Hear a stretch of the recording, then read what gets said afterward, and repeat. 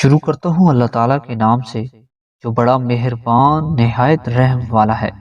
حضرت ابو دردہ رضی اللہ تعالیٰ عنہ کہتے ہیں کہ رسول کریم صلی اللہ علیہ وآلہ وسلم نے فرمایا، جو مسلم بندہ اپنے مسلمان بھائی کے لیے غائبانہ دعا کرتا ہے تو وہ قبول کی جاتی ہے۔ دعا کرنے والے کے سر کے قریب ایک فرشتہ متعین کر دیا جاتا ہے۔ جب وہ اپنے مسلمان بھائی کے لیے بھلائی کی دعا کرتا ہے، وہ متعین شدہ فرشتہ کہتا ہے، اے اللہ اس کی دعا قبول کر، اور یہ بھی کہتا ہے کہ تیرے لیے بھی ایسا ہی ہو۔ تشریح: یہاں تو بطور خاص اس دعا کی قبولیت کی بشارت دی گئی ہے جو اپنے مسلمان بھائی کے لیے اس کی عدم موجودگی میں زبان سے نکلے، لیکن ایسے ہی اگر کوئی کسی مسلمان کے لیے اس کے سامنے اپنے دل میں چپکے سے دعا کرے، وہ دعا بھی اس بشارت کے تحت آتی ہے،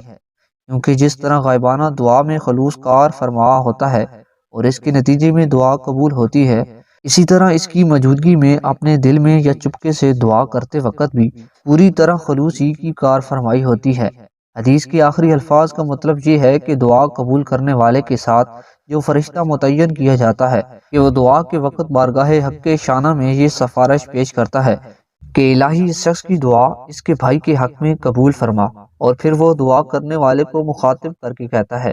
کہ جس طرح اس دعا کے نتیجے میں تیرا بھائی خیر و بھلائی کو پہنچے گا، اسی طرح اللہ کرے کہ تجھے بھی خیر و بھلائی حاصل ہو۔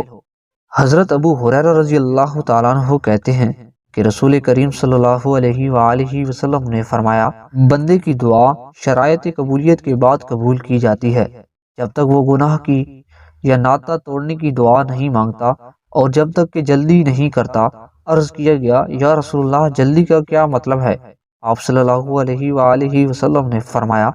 دعا مانگنے والا بار بار کہنے لگے کہ میں نے دعا مانگی، یعنی اکثر میں نے دعا مانگی لیکن میں نے اسے قبول ہوتے نہیں دیکھا، اور پھر وہ تھک کر بیٹھ جائے اور دعا مانگنی ہی چھوڑ دے۔